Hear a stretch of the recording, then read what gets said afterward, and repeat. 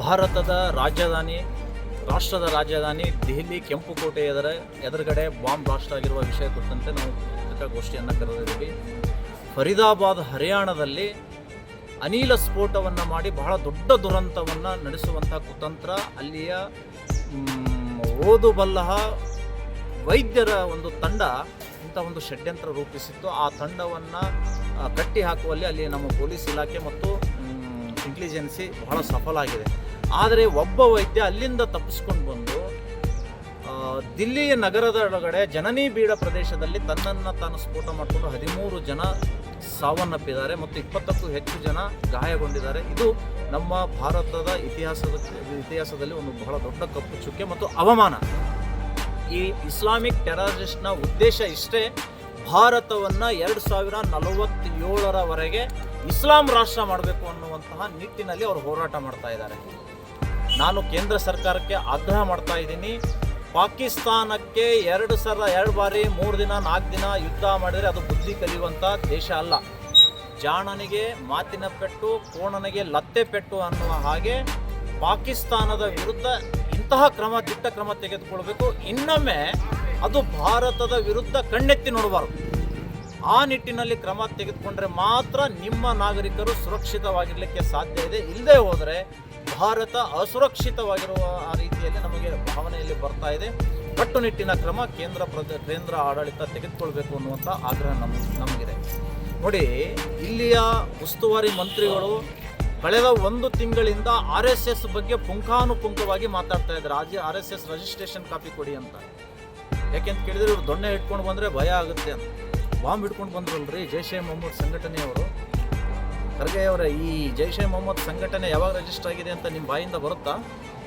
ನೀಲಿ ಶಾಲ್ ಹಾಕೊಂಡು ಬಂದು ನಾವು ದೊಣ್ಣೆ ಇಟ್ಕೊಂಡು ಬಂದರೆ ಏನಾಗುತ್ತೆ ಅಂತ ಪ್ರಶ್ನೆ ಮಾಡ್ತೀರಿ. ಈಗ ಜೈಷ್ ಎ ಮೊಹಮ್ಮದ್ ಅವ್ರು ಬಾಂಬ್ ಇಟ್ಕೊಂಡು ಬಂದಿದ್ದಾರಲ್ಲ, ನೀವೇನು ಇಟ್ಕೊಂಡು ಹೋಗ್ತೀರಿ? ಈಗ ದೇಶದ ಸುರಕ್ಷೆ ದೃಷ್ಟಿಯಲ್ಲಿ ನೀವು ಜೈಷ್ ಎ ಮೊಹಮ್ಮದನನ್ನು ಆ ಸಂಘಟನೆಯನ್ನು ತೆಗಳ್ತಾ ಇಲ್ಲ. ನೀವು ಒಗ್ಗಟ್ಟಾಗಿ ಹೋರಾಟ ಮಾಡಬೇಕಾಗಿದೆ. ಇವತ್ತು ಜೈಷ್ ಎ ಮೊಹಮ್ಮದ್ ಉಗ್ರ ಸಂಘಟನೆಯ ಹೋರಾಟ ಬರೀ BJP RSS ಮೇಲೆ ಅಲ್ಲ. ಮೊನ್ನೆ ಅವ್ರನ್ನ ಸಾಯಿಸಿದ್ದಾರೆ, ನಾಳೆ ನಮ್ಮನ್ನು ಸಾಯಿಸ್ಬೋದು. ಅದನ್ನು ಗಮನದಲ್ಲಿಟ್ಕೊಂಡು ಖರ್ಗೆ ಅವರು ಮಾತಾಡಬೇಕು ಅನ್ನುವಂಥದ್ದು ನಾನು ಹೇಳ್ತಾ ಇದ್ದೀನಿ.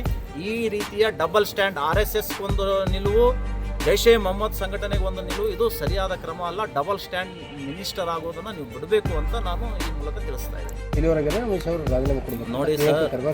ನೋಡಿ, ಖರ್ಗೆ ಅವ್ರ ಮಾತಿಗೆ ಎಲ್ಲಿಯೂ ಕೂಡ ಬೆಲೆ ಇಲ್ಲ.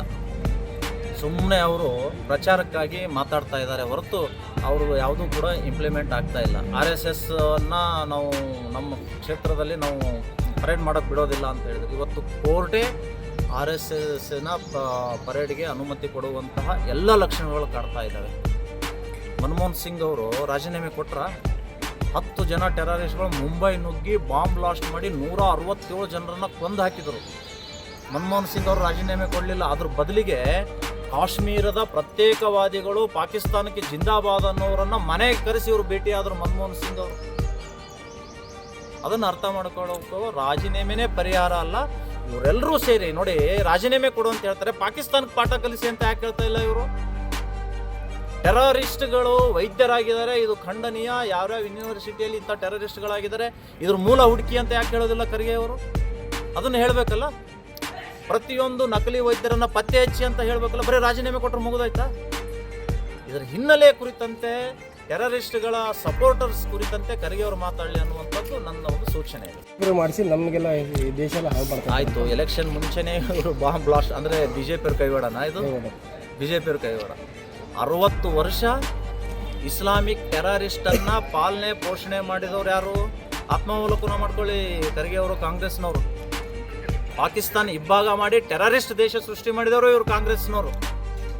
ಆಯಿತು, ಬಿಹಾರ್ ಎಲೆಕ್ಷನ್ ಮುಂಚೆ 1 ದಿನ ಮುಂಚೆನೇ ಅವರು ಅಲ್ಲಿ ಬಾಂಬ್ ಮಾಡಿದ್ದಾರೆ. ಅದರ ಒಂದು ಲಾಭ ಪಡಿಬೇಕಂದಿದ್ರೆ ಇವರು ಒಂದು 15 ದಿವಸ ಮುಂಚೆನೇ ಬಾಂಬ್ ಬ್ಲಾಸ್ಟ್ ಮಾಡ್ಬೋದಾಗಿತ್ತಲ್ಲ. ಒಂದೇ ದಿನ ಇರಬೇಕಾದ್ರೆ ಯಾಕೆ ಬಾಂಬ್ ಬ್ಲಾಸ್ಟ್ ಮಾಡಿದ್ರು? ಆಯಿತು, ಅದು ಒಪ್ಕೊಳ್ಳೋಣ. ಕರ್ನಾಟಕದಲ್ಲಿಯೂ ಕೂಡ ಚುನಾವಣೆ ಆಯ್ತು, 23ರಲ್ಲಿ ಬಾಂಬ್ ಬ್ಲಾಸ್ಟ್ ಆಯ್ತಾ? ತಮಿಳುನಾಡಿನಲ್ಲಿ ಚುನಾವಣೆ ಆಯ್ತು, ಅಲ್ಲಿ ಬಾಂಬ್ ಬ್ಲಾಸ್ಟ್ ಆಯ್ತಾ? ಆಂಧ್ರ ತೆಲಂಗಾಣದಲ್ಲಿ ಚುನಾವಣೆ ಆಯ್ತು, ಅಲ್ಲಿ ಬಾಂಬ್ ಬ್ಲಾಸ್ಟ್ ಆಯ್ತಾ? ಇವ್ರ ಮಾತುಗಳು ಬಾಲಿಶತನದಿಂದ ಕೂಡಿದವೆ. ತಳಬುಡ ಇಲ್ಲದಂತಹ ಇವ್ರ ಮಾತುಗಳಿಗೆ ಮರ್ಯಾದೆ ಇಲ್ಲ. ಅದಕ್ಕೇನೆ ಇವರಿಗೆ ಯಾರು ಅಸ್ಸಾಂನ ಮಂತ್ರಿ ಹೇಮಂತ್ ಬಿಸ್ವಾಸ್ ಅವರು ಒಂದು ಒಳ್ಳೆ ಪ್ರಶಸ್ತಿ ಕೊಟ್ಟಿದ್ದಾರೆ, ಫಸ್ಟ್ ಕ್ಲಾಸ್ ಇಡಿಯಟ್ ಅಂತ. ಇನ್ನಾದರೂ ಸುಧಾರಿಸ್ಕೊಡ್ಲಿ.